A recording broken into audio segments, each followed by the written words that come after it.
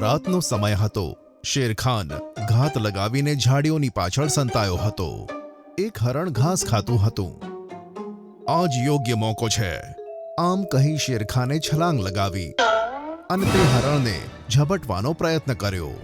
પણ એક પગે અપંગ હોવાને કારણે શેરખાન હરણની આગળ જ જમીન પર પછડાયો. રહેવા દો શેરખાન, અપંગ સિંહ શિકાર નથી કરતા, તમે ખોટી મહેનત કરો છો. આ સાંભળી શેરખાનને ખૂબ જ ગુસ્સો આવ્યો અને હરણ ત્યાંથી ઝડપથી ભાગી ગયું. એવામાં એક સાંબર ત્યાં આવ્યું. શેરખાન, તમે ખોટી મહેનત કરો છો. પહેલા તમારી આ અપંગતાને દૂર કરો. હું તેને કેવી રીતે ઠીક કરી શકું? આ મને જન્મતા જ મળી છે. આ અશક્ય નથી. જે દિવસે તમે જંગલના સૌથી દયાળુ જાનવરને મારીને ખાશો એ દિવસે તમારી અપંગતા દૂર થશે. શું ખરેખર મારી અપંગતા દૂર થશે? હા, જો વિશ્વાસ નથી તો કરીને જોઈ લો. આ સાંભળી શેરખાન હવે સૌથી દયાળુ જાનવરને શોધવા લાગ્યો. એક સાંજે એક શિયાળ તળાવે પાણી પીતું હતું અને ત્યાં ઝીબ્રા આવ્યું. ચિંકી શિયાળ, મને તારી મદદની ખૂબ જરૂર છે. મારા બચ્ચાનો જીવ જોખમમાં છે, જલ્દી ચાલ. શું કહ્યું? બચ્ચાનો જીવ જોખમમાં છે? ચાલ જલ્દી ચાલ. શિયાળ ઝીબ્રાની સાથે આગળ ગયું અને શેરખાન પણ ધીરે ધીરે તેમની પાછળ આવ્યો અને તે એક જગ્યાએ પહોંચ્યો. એક પહાડી પર ઝીબ્રાનું બચ્ચું એકલું ઊભું હતું અને નીચે ઘણા બધા જાનવર ઊભા હતા.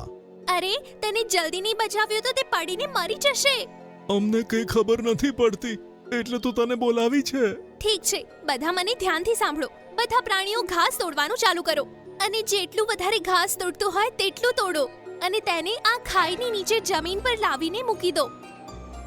આ સાંભળી બધા જ જાનવર નજીકના મેદાનમાંથી ઘાસ તોડવા લાગ્યા. થોડી વારમાં ઘણું બધું ઘાસ ભેગું કર્યું અને તે ઘાસ લઈ બધા જાનવરો કાળી પહાડી નીચે પહોંચી ગયા અને પેલું બચ્ચું પણ ઘાસ જોઈ પહાડી પરથી કૂદી ગયું. બેટા! બચ્ચું ઘાસના ઢગલા પર સહી સલામત પડી ગયું. ઓ મારા બચ્ચા, સારું થયું કે તું સાજો છે.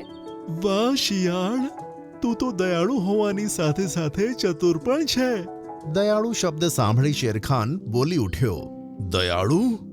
હવે શેરખાન અવનવી યોજના તેના મગજમાં બનાવવા લાગ્યો અને એક દિવસે તે અચાનક બૂમ પાડવા લાગ્યો. અરે, આ તો શેરખાનનો અવાજ લાગે છે. બધા શેરખાન પાસે પહોંચી ગયા. અરે, શું થયું શેરખાન? તમે આમ બૂમ કેમ પાડો છો? મારા પગમાં ઘણું દુખાય છે, ઘણું વધારે. તને ક્યાંથી દુખી રહ્યું છે શેરખાન? સાચું બોલ, તને કંઈ વાગ્યું છે કે શું? મને કંઈ વાગ્યું નથી. આ બીમારી તો બહુ પહેલાથી છે અને આનો ઈલાજ પણ ખબર છે. તો પછી હજુ સુધી તે આનો ઈલાજ કેમ ન કર્યો? એટલા માટે કે એ કામ કોઈ નથી કરી શકતું, કોઈ જ નહીં. શેરખાન, મને કહો, હું તમારા માટે તે કામ જરૂર કરીશ. મારા દાદાજી મારા સપનામાં આવ્યા. એમણે મને કહ્યું કે આપણા જંગલમાં જે મોજની ગુફા છે તેમાં ઉગવાવાળું એક દાડમ, તેને એ જ જાનવર લાવી શકે છે જે બહુ દયાળુ હોય, જેણે કોઈને ક્યારેય નુકસાન ન પહોંચાડ્યું હોય. તે દાડમ ખાધા પછી જ હું એકદમ ઠીક થઈ જઈશ અને આ અપંગતા હંમેશા માટે દૂર થઈ જશે. શેરખાન, તમે ચિંતા ન કરશો. તમારા માટે હું તે ગુફાની અંદર જઈશ અને તે દાડમ તમારા માટે લઈને આવીશ.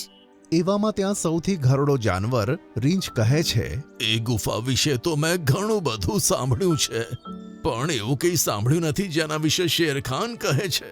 હા, તેની અંદર અંધારું છે, એ મને ખબર છે. જો શેરખાનના દાદાજીએ તેમના સપનામાં આવીને કહ્યું હશે તો તે વાત ખોટી નહીં હોય. હું ત્યાં જરૂર જઈશ. આ સાંભળી ઘરડા રીંછે ત્રાંસી નજરે શેરખાન સામે જોયું, જાણે એને કંઈક ખબર હોય અને તે થોડુંક હસ્યો. ઠીક છે મિત્રો, હું હમણાં જ નીકળું છું. લોમડીએ બધાની વિદાય લીધી અને કાળી ગુફા તરફ નીકળી પડી. અને પછી બધા જાનવર પોતપોતાના ઘરે જતા રહ્યા. શેરખાન એકલો પડી ગયો. એવામાં ત્યાં સાંબર આવ્યું. લાગે છે તમે તમારું કામ કરી દીધું શેરખાન. હા, મેં બધાને ખોટી વાર્તા કહી અને શિયાળ કાળી ગુફા તરફ જતું રહ્યું. હવે કાળી ગુફામાં જ્યારે તે જશે ત્યારે અંધારાનો લાભ લઈને હું એની ઉપર ઝપટી પડીશ અને અપંગ હોવા છતાં પણ હું તેનો શિકાર આરામથી કરીશ. આ બાજુ શિયાળ 4 કલાકની મહેનત પછી મોતની ગુફાની સામે હતી, જેની અંદર ઘનઘોર અંધારું હતું. હે ભગવાન, આ ગુફામાં તો બહુ અંધારું છે, પણ શેરખાનને બચાવવાના છે તો આની અંદર જવું જ પડશે. એ ગુફાની અંદર શેરખાન પહેલાથી જ તેની રાહ જોતો હતો. શિયાળ ગુફામાં પહોંચ્યું ત્યારે શેરખાન તેની ઉપર તરાપ મારવા માટે મોકાની રાહ જોવા લાગ્યો. બેચારા શેરખાન, કેટલું દર્દ થતું હતું તેમને. હે ભગવાન, ભલે આ ગુફામાં મારી જોડે કંઈ પણ થાય, પણ શેરખાનની અપંગતા દૂર થાય તેવું દાડમ મને જરૂરથી મળે. બસ શેરખાન ઠીક થઈ જાય પછી ભલે મારો જીવ જતો રહે ને, મને જરાય તેનું દુઃખ નહીં થાય. આ સાંભળી શેરખાન મનમાં કંઈક વિચારવા લાગ્યો. એવામાં ત્યાં પેલું સાંબર આવી ગયું. અરે શું જુઓ છો શેરખાન? જાઓ, તને હમણાં જ શિકાર કરી દો. તમારી અપંગતા હંમેશા માટે દૂર થઈ જશે. એનો શિકાર કરું? હા, જે મારી ખોટી વાર્તા સાંભળીને મારા માટે અહીં આવી ગઈ મોતની ગુફામાં. એ કહે છે કે ભલે તેને મોત આવી જાય પણ શેરખાનની અપંગતા દૂર કરી દઉં, એને મારી દઉં. અરે આ શું બોલો છો? અરે મારો એને. તમારી અપંગતા દૂર કરવી છે કે નહીં? એ તો મારી બીમારી છે. જો ઈશ્વરને ઈચ્છા હોત ને તો મારી બીમારી ક્યારની દૂર કરી દીધી હોત. આ કેવું કે મારે એક દયાળુ જાનવરનો જીવ લેવો પડે. આ સાંભળી સાંબરને ખબર પડી ગઈ કે હવે તેની ચાલ નહીં ચાલે. અને પછી શેરખાન ગુફાની બહાર આવ્યો. પછી તે પોતાના ગુફાએ પહોંચ્યો અને બધા પ્રાણીઓને બોલાવી વાત કહી દીધી. શેરખાન, તારી ઉપર ધિક્કાર છે. તું તારી અપંગતા દૂર કરવા દયાળુ શિયાળને મારવાનો હતો. તે તેની દયાળુતાનો ખોટો ફાયદો ઉઠાવ્યો છે. પગના દુખાવાનું નાટક કરીને તેને ગુફાની અંદર મોકલી દીધી. મેં જે પણ કર્યું તે ઠીક નથી, પણ તમને બધાને પ્રાર્થના છે કે તમે શિયાળને કશું ના કહો, નહીં તો તેને ખૂબ જ ખોટું લાગશે. મારી આંખો હવે ખુલી ગઈ છે. હવે હું ક્યારે એને મારવાનું નહીં વિચારું અને અપંગતાની સાથે ખુશ રહીશ. બધા જાનવરો ચૂપ થઈ ગયા. એવામાં શિયાળ પોતાના હાથમાં તે દાડમ લઈને પાછી આવી. આ લે શેરખાન, આ દાડમ ખાઈ લે. આ ખાધા પછી તારી બધી બીમારી દૂર થઈ જશે. બધા જાનવર શિયાળની દરિયાદિલી અને તેની દયાળુતા જોઈને તેનું માન કરવા લાગ્યા. લાય પ્યારા શિયાળ. શેરખાને તે દાડમ ખાધું અને મનમાં વિચાર્યું કે જ્યારે હું આ ખાધા પછી પણ સારું નહીં થઉં તો આ શિયાળને કેટલું ખોટું લાગશે. કોણ જાણે કેમ પણ દાડમ ખાતા સિંહને કંઈક થયું. મને કંઈક અલગ જ મહેસૂસ થાય છે. અરે શું થયું શેરખાન? શું આ ખાવાથી તમને વધારે તકલીફ થઈ રહી છે? શેરખાને એક ચીઝ પાડી દીધી અને તેનો પગ ઠીક થઈ ગયો. અરે મારો પગ!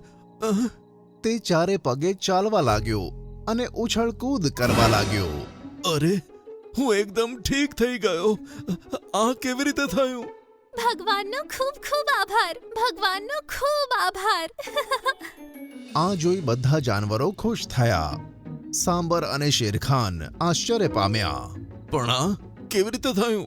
ત્યાં જ ઘરડું રીંછ બોલ્યું કે જૂના જમાનામાં જ્યારે શેરખાનના દાદાનું રાજ હતું તો તેમણે સાંબરથી એક પરીનો જીવ બચાવ્યો હતો. એ પરીએ એમને વરદાન આપ્યું હતું કે એમના જંગલમાં દરેક સમયકાળમાં એક ને એક દયાળુ જાનવર જરૂર હશે અને એક પેઢી એવી આવશે કે જેમાં એમના જ કુટુંબમાં એક અપંગ સિંહ જન્મ લેશે. તે સિંહ પોતાની અપંગતા દૂર કરવા માટે કઈ પણ હદે જઈ શકશે. એ સમયે એક સાંબર આવીને તેને ભડકાવશે કે જો તેણે ઠીક થવું હોય ને તો તે દયાળુ જાનવરને મારીને ખાઈ જવું પડશે. સાચું તો એ છે કે તે દયાળુ જાનવરના હાથે તે સિંહ માટે મોતની ગુફામાંથી લાવેલ ફળ ખવડાવવામાં આવશે તો તે ઠીક થશે. પણ આ વાત સિંહને ખબર નહીં હોય કે તે દયાળુ જાનવરને, અપંગ સિંહને સાચા સમયે સાચો નિર્ણય લેવો પડશે અને પોતાને તે દયાળુ જાનવરના શિકાર કરવાથી રોકવો પડશે, તો બધું ઠીક થશે. પણ જો તેણે તે દયાળુ જાનવરને મારી નાખ્યું તો આ જંગલનો સર્વનાશ થશે. આ સાંભળી બધા હેરાન થઈ ગયા. શેરખાને સાંબર તરફ ગુસ્સામાં જોયું અને સાંબર ત્યાંથી ભાગી ગયું. ભાગો! દયાળુ શિયાળ, મને માફ કરી દે અને તારો ખૂબ ખૂબ આભાર કે તે મારી અપંગતા દૂર કરી. આ સાંભળી શિયાળે સ્મિત કર્યું. બધા જાનવર ખુશ થયા. શેરખાને નમીને શિયાળનો આભાર માન્યો.